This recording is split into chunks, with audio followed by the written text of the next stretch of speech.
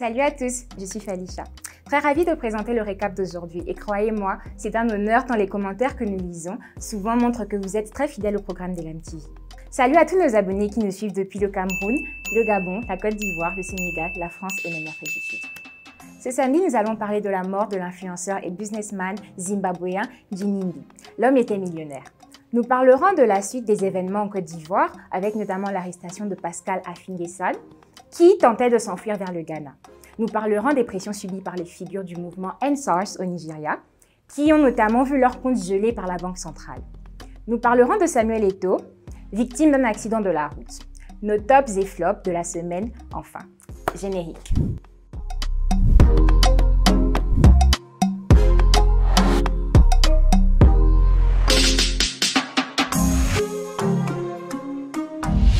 L'homme se présentait comme un philanthrope, businessman et patron d'une boîte spécialisée dans le gaz et les énergies renouvelables.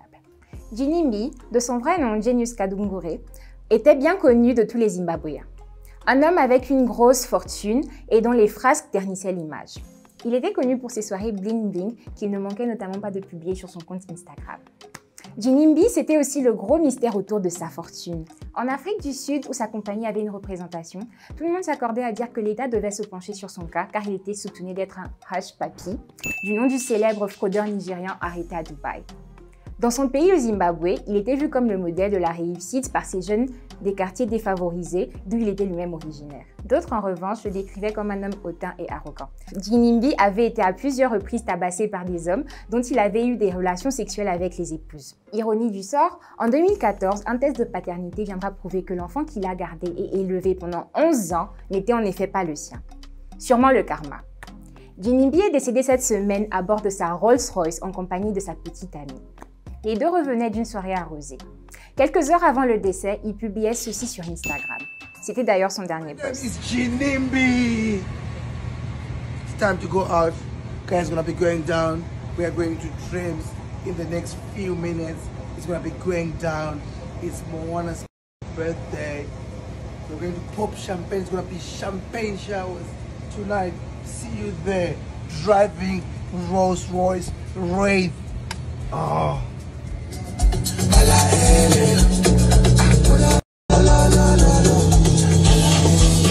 Après l'annonce de son décès, plusieurs théories conspirationnistes ont émergé, dont celle-ci.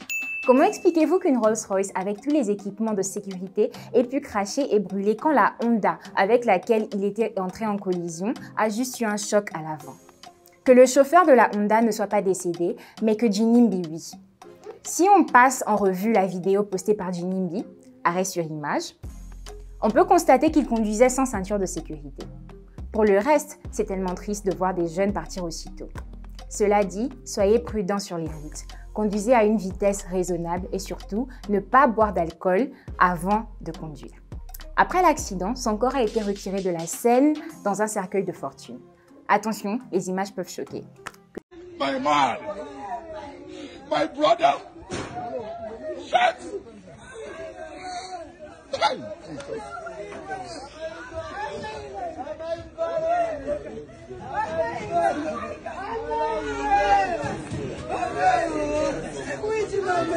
Les riches zimbabwéens se sont engagés à financer l'enterrement de Dzinimbi.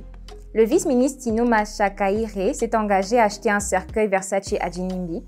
Le député Themba Liswa a fait don de plusieurs animaux qui seront abattus lors des funérailles, tandis que l'homme politique Assier Lumumba a promis 1000 litres de diesel, selon les médias locaux.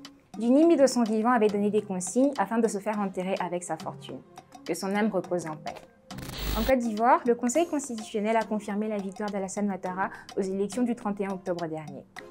Pour l'heure, aucun recours n'a été déposé, mais souvenez-vous.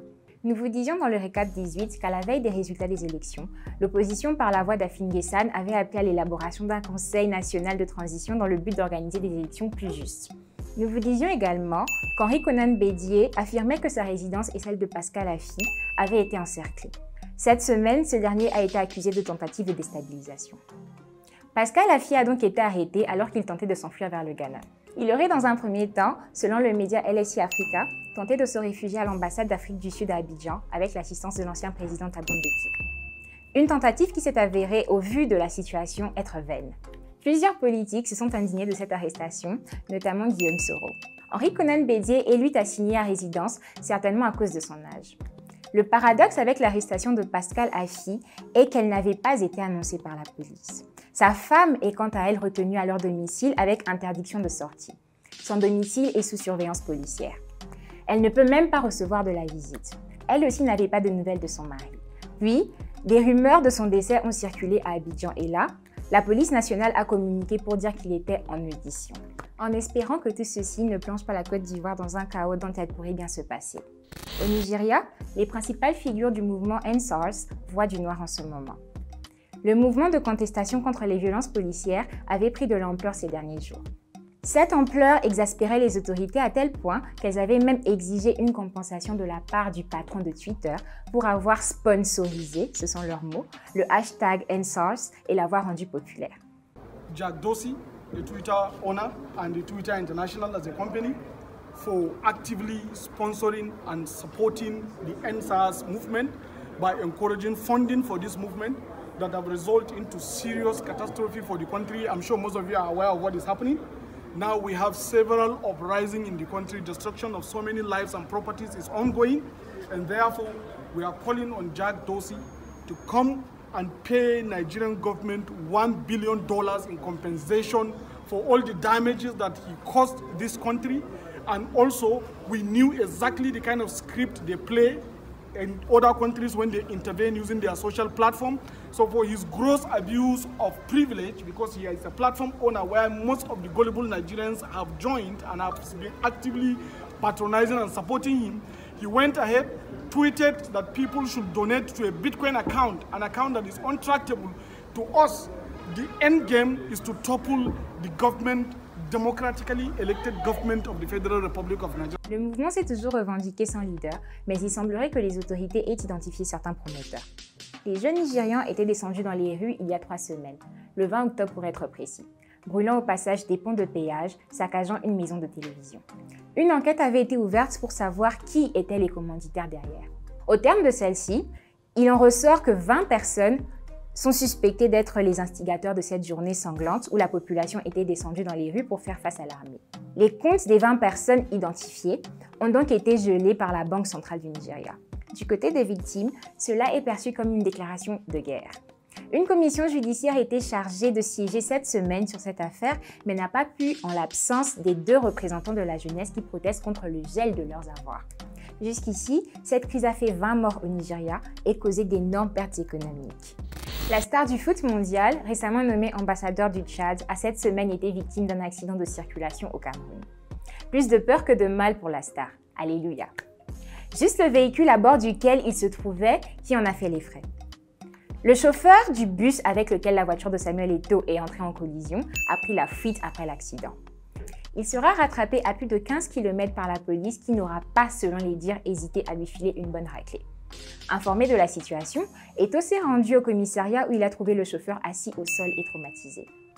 Il s'est assis au sol lui aussi, a réconforté le chauffeur avant de demander au commissaire de retirer les charges contre lui et de le libérer. Tout est bien qui finit bien.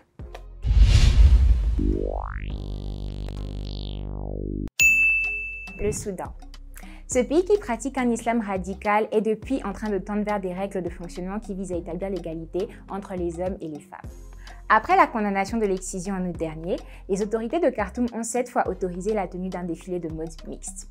Une chose impensable du temps du président El-Béchir.